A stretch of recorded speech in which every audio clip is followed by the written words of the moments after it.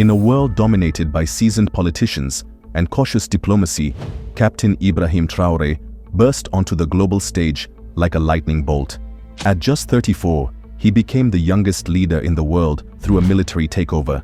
But it wasn't just his age that stunned everyone. It was his fearless moves that followed. Traore didn't walk the traditional path. He shattered it, boldly kicking out foreign forces, rejecting colonial legacies, and redrawing alliances with the stroke of a pen. As the sands shifted in the Sahel, Traore became a symbol of youthful defiance and a voice for a new Africa rising. From shocking expulsions to revolutionary alliances, every decision he made sent ripples, and sometimes shockwaves, across continents. In this video, we dive into the 5 electrifying moments when Ibrahim Traore stunned the world, rewriting the rules of power, sovereignty, and leadership under the blazing Sahel sun. If this is your first time on the channel, please take a few moments and subscribe to the channel so you don't miss any of our videos. 1.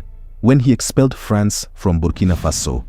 Shortly after Ibrahim Traore became the interim president of Burkina Faso, he expelled French forces from the country while the world watched in disbelief. It wasn't just a diplomatic decision, it was a thunderous break from decades of neo-colonial influence. Burkina Faso, formerly known as Upper Volta, was colonized by France in the late 19th century during the European scramble for Africa. Before colonization, the region was home to powerful kingdoms and empires such as the Mossi kingdoms, which fiercely resisted foreign domination for centuries. In 1896, after several military confrontations, the Mossi capital, Ouagadougou, fell to French forces. France officially established control over the area, integrating it into its growing West African colonial empire. By 1919, the colony of Upper Volta was formally created as a separate entity within French West Africa. However, in 1932, due to administrative and economic restructuring, France dissolved Upper Volta, dividing its territory among neighboring colonies like Côte d'Ivoire, Mali, and Niger. This was seen as an effort to exploit the labor of Upper Volta's people, especially in Côte d'Ivoire's cocoa plantations. But by 1947, under growing African resistance and after World War II, France re-established Upper Volta as a separate territory. The rise of African nationalism, driven by educated elites and labor unions, fueled demands for self-rule. In the 1950s, anti-colonial movements gained momentum. Key political figures like Maurice Yameogo emerged, advocating for autonomy. In 1958, Upper Volta became an autonomous republic within the French community. Finally, on August 5, 1960, the country gained full independence from France with Maurice Yameogo as its first president. In 1984, under revolutionary leader Thomas Sankara, the country was renamed Burkina Faso, meaning Land of Upright People, reflecting a new vision of dignity, sovereignty, and African pride. In early 2023, Traore, then just 34 years old, delivered a powerful message. Burkina Faso would no longer bow to foreign masters. Within weeks, French troops, who had operated under Operation Sabre, were ordered to pack up and leave the Camboinsin military base near Ouagadougou. France, once the unquestioned power in West Africa, found itself suddenly pushed out, and the world's media scrambled to catch up with the seismic shift. Traore didn't sugarcoat it. He spoke openly about Burkina Faso's right to true sovereignty, exposing the uncomfortable reality of foreign military presence. His bold move electrified Pan-African movements across the continent, inspiring dreams of independence in places where French influence still loomed large. Unlike the usual slow, cautious diplomatic disengagements, Traore's decision was swift, sharp, and unapologetic, a rare show of pure political will in modern African leadership. Even more shocking was what followed.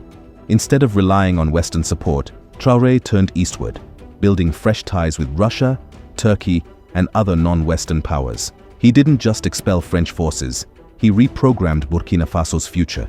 The expulsion of France was a roaring declaration that a new era had begun, an era where Africa's young leaders would not be shackled by history. Ibrahim Traore became not just a president, but a symbol of defiance and rebirth, his name echoing in protests, songs, and movements across the continent. His boldness reminded the world, Africa is rising, and this time, it's doing it on its own terms. 2. When he rejected ECOWAS and left the Union.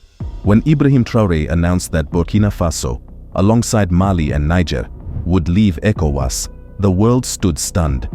ECOWAS, long seen as the backbone of West African unity, had never faced such a bold and dramatic rejection. But Traoré made it clear, Burkina Faso would not remain part of a club that did not respect its sovereignty. His message was sharp, unapologetic, and deeply symbolic. A younger generation of African leaders was no longer willing to play by old, colonial-influenced rules. Why Traoré decided to leave the bloc is because he felt like the bloc was a toothless bulldog. The Economic Community of West African States, ECOWAS, was established in 1975 to promote economic integration and regional stability. However, in recent years, it has faced sharp criticism for its failure to effectively manage crises and uphold democratic principles across the region. One of ECOWAS's most glaring failures has been its inability to prevent or reverse military coups in Mali, Guinea, Burkina Faso, and Niger. Despite imposing sanctions and suspensions, the bloc has lacked the enforcement power and political will to restore civilian rule, leading to the rise of juntas and declining public trust in its authority. Economically, ECOWAS has also struggled.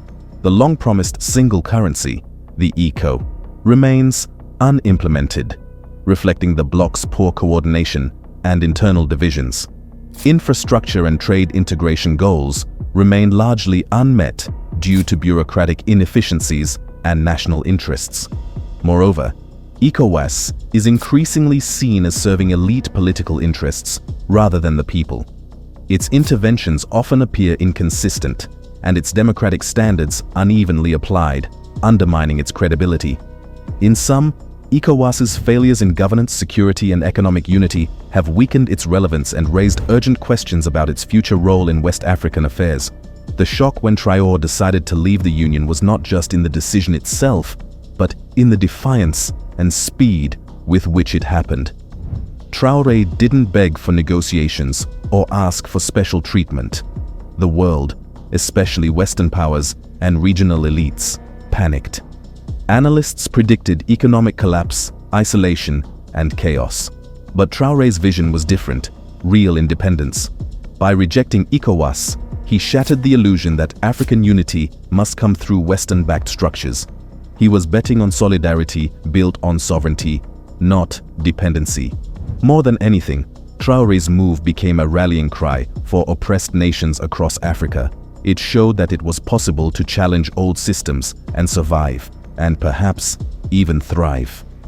In just a single decision, Ibrahim Traoré didn't just walk away from ECOWAS. He redrew the political map of West Africa, sending shockwaves across the continent and inspiring a new era of bold, unapologetic African leadership. Traoré didn't just leave ECOWAS, he left behind a message that Africa would never be the same again. 3. When he created the Alliance of Sahel State. When Traoré declared that Burkina Faso was leaving ECOWAS, many thought he was bluffing. Well, guess what? He eventually left and helped create the Alliance of Sahel States, AES. He didn't just form a pact. He shook the foundations of West African politics and sent a thunderous message across the world. A new Africa was rising. Alongside Mali's Assimi Goïta and Niger's Abdourahmane Tiani, Traoré brought together three nations battered by terrorism, sanctions, and foreign interference, and turned their struggles into strength. The world watched, stunned, as these leaders abandoned old alliances and declared a new military and political brotherhood, determined to defend the sovereignty at any cost. The formation of the AES was not just a defensive move, it was a bold rejection of Western dominance, ECOWAS pressure, and the CFA francs' economic chains. It symbolized a rebellion against neocolonialism, a stance few dared to take so openly before. Traoré and his allies spoke not in the language of fear, but of freedom. We will stand together, or we will fall divided. Analysts in Paris, Washington, and Brussels scrambled to understand the full weight of the shockwave. This was no temporary alliance. It was the birth of a new political force. With millions of citizens, vast natural resources, and strategic land stretching across the Sahel, the AES threatened to rewrite the balance of power in West Africa. Even more stunning.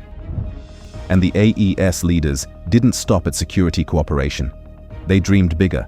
Talks of a confederation, a shared currency, and even common policies echoed through the capitals of Ouagadougou, Bamako, and Niamey. It wasn't just an alliance. It was the beginning of a whole new nationhood project. By forging the AES, Traoré showed the world that Africa's youth had stopped waiting for permission to dream. They were now leading revolutions, drawing new borders, and building futures without fear. In one daring stroke, Ibrahim Traoré went from being a young revolutionary to a founding father of a new Sahelian vision, and the world realized that the future of Africa would be written by those brave enough to break the old rules. The alliance of Sahel states is not just a pact, it is a spark. And Traoré was the match that lit the fire. 4. When he aligned with Russia. When Ibrahim Traoré aligned Burkina Faso with Russia, he didn't just surprise the world, he rewrote Africa's foreign policy playbook. In a region long dominated by French influence and Western alliances, Traoré took a bold, defiant step that sent shockwaves across continents. Instead of following the traditional path laid out for African leaders, he looked east, forging ties with Russia at a time when many still clung to old colonial relationships. Traoré's pivot wasn't quiet or cautious. It was loud, strategic, and unapologetic. As soon as he expelled French forces from Burkina Faso, he opened the door to new military and economic partnerships with Moscow. Russian flags were soon seen waving in the streets of Ouagadougou, and young Burkinabe began chanting for deeper cooperation. Training programs, security assistance, and infrastructure deals started replacing the old systems once controlled by the West. In the eyes of many Africans, Traoré was doing what few had dared, choosing sovereignty over submission. What shocked global powers even more was Traoré's ability to sell this new vision to his people. Instead of Western aid that often came with conditions, he framed the Russian partnership as a relationship of equals, one focused on strength, survival, and mutual respect. In a world increasingly divided between East and West, Traoré planted Burkina Faso firmly outside the control of former colonizers and closer to new allies who respected his country's desire for independence. By aligning with Russia, Traoré challenged the very idea that African countries must always look to Paris, Washington, or Brussels for direction. He broke a 60-year-old mold, and his gamble resonated far beyond Burkina Faso, inspiring leaders and movements across the Sahel and beyond. In just a few bold moves, Ibrahim Traoré turned Burkina Faso into a symbol of Africa's shifting future, a future where young nations no longer ask for permission to choose their friends or chart their own course. With Russia at his side and the spirit of revolution in his heart, Traoré showed the world that Africa's new generation wasn't just waking up, it was ready to roar. 5. When he rejected huge donations and gifts from the West. When Ibrahim Traoré began rejecting gifts and donations from the West, he sent a clear and thunderous message. Burkina Faso's dignity was not for sale. In a continent where foreign aid has long been used as a tool of influence, Traoré's bold refusals shocked observers across Africa and beyond. For decades, Western countries have offered assistance in the form of money, equipment, or military aid, often tied to hidden conditions. But Traoré chose a different path, refusing to accept anything that would compromise his country's sovereignty. One major moment came when he publicly declined French and EU support for Burkina Faso's military operations, insisting that the country would defend itself without foreign interference. This rejection wasn't just symbolic. It was a radical shift in how Burkina Faso would approach its development and security on its own terms. Traoré also turned down Western humanitarian aid offers that he believed were more about political control than true help. Instead, he called on Burkinabe citizens to rise up, produce their own food, rebuild their own economy, and rely on their own strength. His famous words echoed across the Sahel: "We prefer freedom in poverty to wealth in slavery." By rejecting these offers, Traoré did something most African leaders had long feared to do. He exposed the transactional nature of Western generosity. He made it clear that aid laden with political demands would no longer have a place in the new Burkina Faso. This approach electrified many young Africans who were tired of seeing their leaders beg for help while sacrificing their people's pride. Traoré's rejections weren't acts of arrogance, they were acts of liberation. They showed a continent that true independence means saying no, even when it's hard. In these powerful moments, Ibrahim Traoré didn't just refuse gifts, he refused chains, and in doing so, he reignited a revolutionary spirit across Africa. His stance reminded the world that dignity cannot be bought, and freedom must never be negotiated. In every no he uttered to the West, Traoré was saying a louder yes to the future of a free Africa. To conclude, in a world used to predictable leaders and polite diplomacy, Ibrahim Traoré stormed onto the scene like a force of nature, fearless, unapologetic, and unstoppable. From becoming the youngest leader on earth to kicking out French forces, leaving ECOWAS, building the alliance of Sahel states, aligning with Russia, and rejecting Western gifts, Traoré didn't just shock the world, he redefined what African leadership could look like. Every move he made was a slap to the old systems and a spark for a new future. He didn't whisper about change, he roared it from the rooftops, daring others to dream bigger, fight harder, and believe in a sovereign Africa. In every decision, Traoré showed that leadership isn't about pleasing the powerful. It's about protecting your people, your land, and your pride. Today, the world watches him not with pity or control, but with awe and fear, knowing that a new generation of bold African leaders is rising. Ibrahim Traoré didn't just shock the world, he shook it to its very core, and the aftershocks of his revolution are just beginning. Thanks for watching this video, and stay tuned for more interesting videos from Africon Productions.